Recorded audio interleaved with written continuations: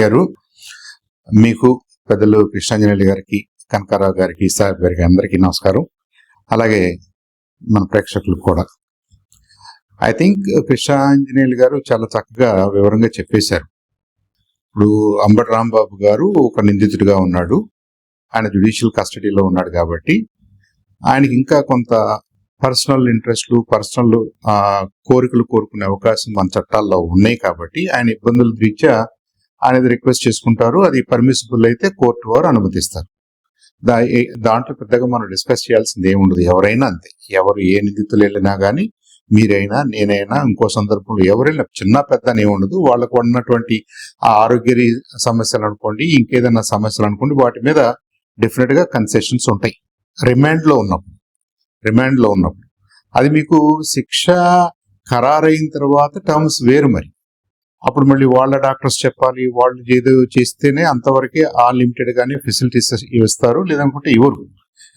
సరే, అది అది I think it's a judicial matter. వాళ్ళు లీగల్ గా ఏది అలవాడో అది చేస్తారు. ఆ ప్రిజన్ వాళ్ళు కూడా అంతవరకు ఇస్తారు. రెండవది, అప్పుడు చంద్రబాబు నాయుడు గారి టైంలో వాళ్ళు ఎగతాళి చేశారు కదా, ఇంకోటి ఏదో చేశారు కదా, ఇప్పుడు ఎవరు చేయట్లేదు అనేది ఇట్స్ ఎ గుడ్ సైన్. అంటే ఇప్పుడున్నటువంటి నాయకుల్లో అక్రాస్ ద బోర్డ్ వాళ్ళు ఏ పార్టీ వాళ్ళైనా కానీ గతంలో అలా మాట్లాడినందువల్ల ప్రజలు వ్యతిరేకించారు కాబట్టి, బాగుండలేదు కాబట్టి, it is below the belt కాబట్టి అలాంటి బిహేవియర్ కరెక్ట్ కాదు అని సొసైటీ నేర్చుకుంటుంది. తెలుగుదేశం పార్టీ నేర్చుకుంది, జనసేన పార్టీ అందరూ గమనిస్తున్నారు. ఇది మన విధానం కాకూడదు. మన విధానం అయితే ఇది చూడండి, జగన్మోహన్ రెడ్డి గారి టైంలో అలా చేశారు కాబట్టి వాళ్ళు ఎంత నష్టపోయారనేది ఎనీ పొలిటికల్ సెన్సిటివిటీ ఉన్న కార్యకర్త అలాగే ఆలోచిస్తాడు. నాయకుల దాకా అవసరం లేదు మనం. కాబట్టి ఇక్కడ రాంబాబు గారికి కోర్టు ఏమి అనుమతించింది అనేది కోర్టు పరిధిలో ఉన్న అంశము, లీగల్ అంశము, చట్టరీత్యా ఆయనకున్న హక్కుల ప్రకారంగా ఇస్తారు. That's fine. దాన్ని గురించి మనం దాన్ని పెద్దగా చర్చించాల్సిన అంశం లేదు. ఇక రెండవది, ఈ బొత్స సత్యనారాయణ గారిని బాడీ షేమ్ చేయటం. బాడీ క్లియర్ గా it's a case of body shaming. అది ఆర్పి అనే అతని మానసిక పరిస్థితిని, అతని బ్యాక్గ్రౌండ్ ని, అతని స్థితిని, ఒక అడల్ట్ గా అతను ఎంత హీనమైన పరిస్థితిలో ఉన్నాడో అది చూపిస్తుంది. బొత్స సత్యనారాయణ గారిని ఆయన అన్నందువల్ల బొత్స సత్యనారాయణ గారికి తగ్గేది ఏం లేదు. ఈ has a leader of his own stature, ఒక సీనియర్ లీడర్. ఇప్పుడు చంద్రబాబు గారిని ఎవరో తిట్టినందువల్ల చంద్రబాబు గారి స్టేచర్ ఏం తగ్గదు. ఆ తిట్టిన వాడి మానసిక పరిస్థితి అర్థమవుతుంది. విమర్శ వేరు, తిట్టడం వేరు. విమర్శ వేరు, బాడీ షేమింగ్ వేరు. బాడీ షేమ్ చేస్తున్నారంటే మీరు మనుషుల మీద కానీ, జీవరాశి మీద కానీ మీకు కనీసమైన అవగాహన, ఎంపతి, సింపతి ఏమీ లేని మీరు ఒక మృగం కింద లెక్క, నా ఉద్దేశం. Are you must be suffering from a very serious psychological disorder. మీకు హెల్ప్ కావాలి. ఆర్పి అనే అతనికి నిజంగా హెల్ప్ కావాలి. I think he sick, he's mentally sick, psychologically sick, he socially sick. అది పెద్దలు చెప్పుంటారు, చుట్టూ ఉన్నవాళ్ళు చెప్పుంటారు, వాళ్ళ ఇంట్లో కూడా చెప్పుంటారు, తిట్టుంటారు. కాబట్టి క్షమాపణ చెప్పుకున్నాడు, విచ్ ఇస్ గుడ్. ఆ క్షమాపణ చెప్పిన బిట్టు నేను చూశాను. క్షమాపణ చెప్పాడని మనం అనుకుంటున్నాం కానీ అతనేం క్షమాపణ చెప్పలేదు. మీరంతా అడుగుతున్నారు కాబట్టి, మీరు బాధపడుతున్నారు కాబట్టి నేను క్షమాపణ చెప్తాను, నా 10 పైసలకు నువ్వు కూడా క్షమాపణ చెప్పించు అని మాట్లాడాడు. అది క్షమాపణ కాదు.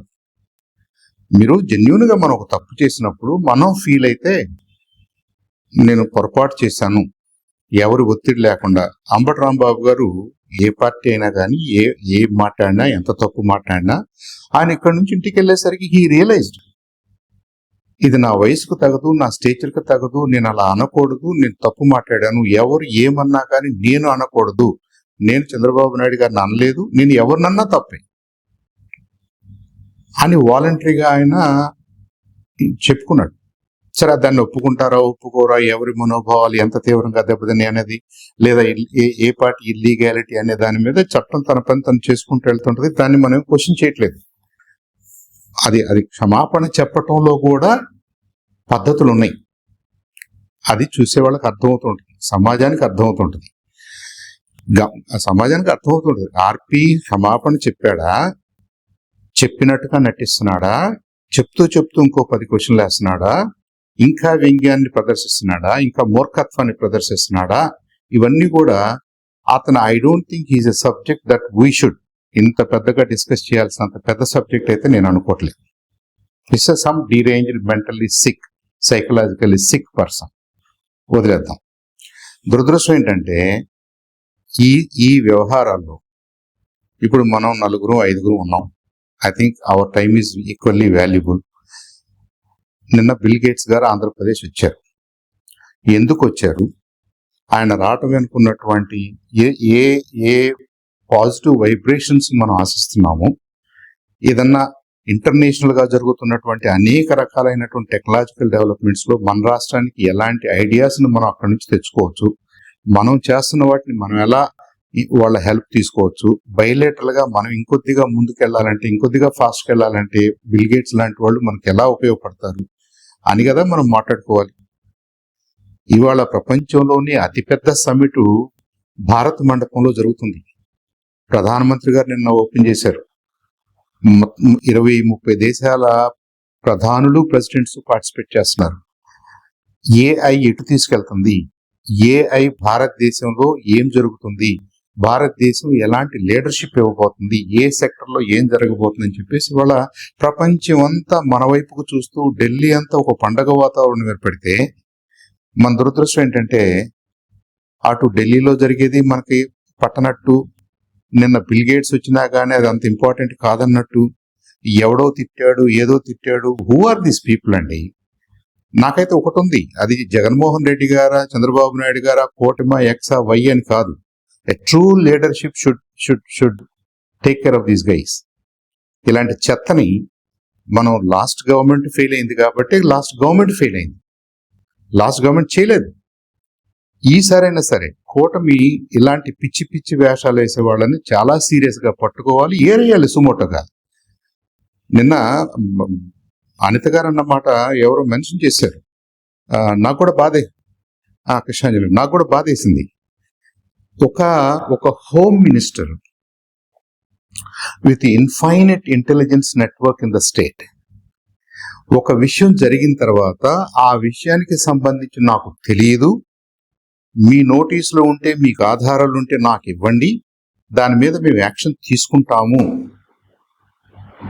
ఐ థింక్ అంతగా మనం అలాంటి ఆత్మహత్యలకు పాల్పడకూడదు. లీడర్ అంటే ఏంటి? First of all you are a strong person.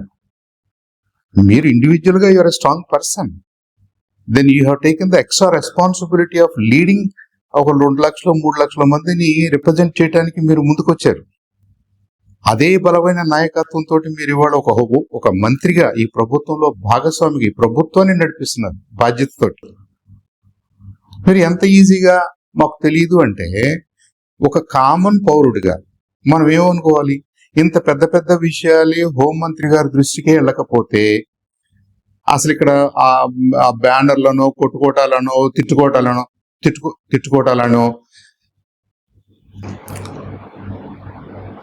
ఉండండి. ఇది ఇక్కడ మనకి ఉన్నటువంటి మనకున్న పోలీస్ యంత్రాంగం. సార్ గారు బ్రహ్మనాయుడు గారు this is my time please, this is my time.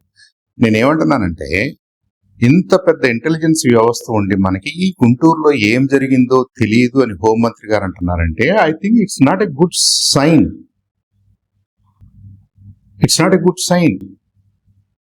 అదేంటండి మీరు కూటమిలో ఉండి అలా ఎలా మాట్లాడతారంటే, నేను కూటమిలోనే ఉన్నాను, నేను ఏ పార్టీలోనైనా ఉండొచ్చు, but before that I'm also a citizen of this place.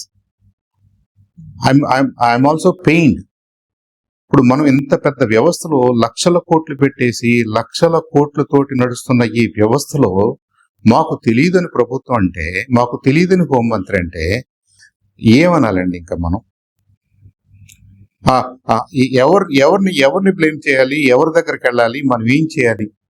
అలాగే మనకి ఏం కావాలి? ఇవాళ నిన్నంతా కూడా మన గౌరవ ముఖ్యమంత్రి గారు ఒక వరల్డ్ లీడర్ని, టెక్నాలజీ లీడర్ని తీసుకొచ్చి ఏదో మనకు ఒక డైరెక్షన్ కోసం మనం చేస్తున్న దాన్ని వివరించడానికో, కొత్త విషయాలు తెలుసుకోవటానికో మనం ఆయన తీసుకొచ్చినప్పుడు I think we should celebrate the idea.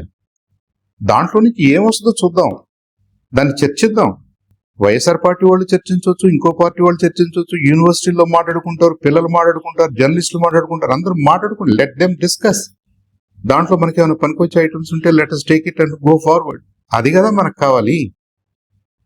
ఎవడండి వీడు, వాడెవడో ఏదో మాట్లాడతాడు, వాడికి బుద్ధి లేదు కాబట్టి లాస్ట్ గవర్నమెంట్ లో కూడా ఎవడైతే బుద్ధి లేని వాడు మాట్లాడాడో అది చూస్తూ నీరుగారి కూర్చుందో ప్రభుత్వం. Government had to pay the price. Jaganmohan Reddy గారి వాళ్ళ ఇంట్లో కూర్చోడానికి అవన్నీ కారణాలు. ఐ థింక్ కూటమి నాయకులు అంత అమాయకులు కాదు. We are very serious about these things. వాళ్ళ కూటమికి దెబ్బ తగిలే ఏ కార్యక్రమం జరిగినా కానీ ఆర్పీలు కాదు, ఇంకొకళ్ళు కాదు, అలాంటి వాళ్ళందరూ కూడా ట్రాష్ కింద పరిగణిస్తూ the government will take action. అంటే ఇందాక కృష్ణాంజనేయులు గారు ఎక్స్ప్లెయిన్ చేస్తున్నారు. ఆయన ఎక్స్ప్లెయిన్ చేస్తే బాగుండేది. Bill gates and Melinda gates foundation అనేది చాలా one of the larger foundations of the world. వాళ్ళు అనేక స్వచ్ఛంద కార్యక్రమాలు చేస్తారు. మలేరియాకి అగ్నెస్ట్ గా ప్రపంచవ్యాప్తంగా కూడా ఒక ఫైట్, ఆల్మోస్ట్ ఒక యుద్ధం చేస్తున్నారు వాళ్ళు. సరే, ఆ రోజులు మనం ఇండియాలో కొద్దిగా సిచ్యువేషన్ ఇస్ బెటర్, మనకు అలాంటి అవసరాలు లేకపోయినా కానీ మనం ఆర్టిఫిషియల్ ఇంటెలిజెన్స్ ను ఉపయోగించుకుని వ్యవసాయ రంగంలో ఏం చేయాలి, రోజువారీగా మన ప్రజా పాలనలో మనం ఏం చేయొచ్చు. ఆర్టీజీఎస్ సెంటర్కి వెళ్ళి ఆయన చూసినప్పుడు ఆర్టీజీఎస్ సెంటర్ లో కొన్ని సలహాలు ఇచ్చుంటాడా, మెచ్చుకుని ఉంటాడా, మనమే బాగా చేస్తున్నాం అని అనుంటాడా, ఏదో అనుంటాడు. అది ఉన్నప్పుడు because he visits all around the world, అనేక దేశాలు అనేక సంస్థలతో మాట్లాడే బిల్ గేట్స్ గారు మన ఆర్టీజీఎస్ సెంటర్ లో కూర్చుని ఇది బాగుందనో, దీన్ని ఇంప్రూవ్ చేయొచ్చనో, ఇది బాగుండలేదనో ఒక మాట అన్నారనుకోండి, అది మీకు డబ్బులతో కొనడానికి రాదు కదండి, అది పుస్తకాల్లో నుంచి రాదు. కాబట్టి అలాంటి డిగ్నిటరీస్ వచ్చినప్పుడు, అలాంటి టెక్నాలజీ లీడర్స్ వచ్చినప్పుడు definitely we should take advantage of their visit అని చెప్తున్నాను నేను. మిగతా సమస్యలు మనం తర్వాత మాట్లాడుకుందాం. మన దేశంలో సమస్యలు ఉంటాయి, పిల్లలకు సమస్యలు ఉన్నాయి, హాస్టల్స్ లో సమస్యలు ఉన్నాయి, రోడ్లు ఉంటాయి, అవన్నీ ఉంటాయి. అది నిన్న కాదు కదా సబ్జెక్టు. నిన్న బిల్ గేట్స్ గారు వచ్చి మనకి ఏమైనా చెప్పాడా, మన సిస్టమ్స్ గురించి ఏమైనా కామెంట్ చేశాడా, మనకేమైనా సలహాలు ఇచ్చాడా, మనకేమైనా డైరెక్షన్ ఆయన దగ్గర నుంచి మనం డైరెక్షన్ తీసుకోగలిగామా? గుడ్. అది మనం ఒప్పుకోమా, చేస్తామా, చేయమా అనేది మన గవర్నమెంట్ పరిధిలో ఉంటుంది, మన గవర్నమెంట్ ఇష్టం. Thank you.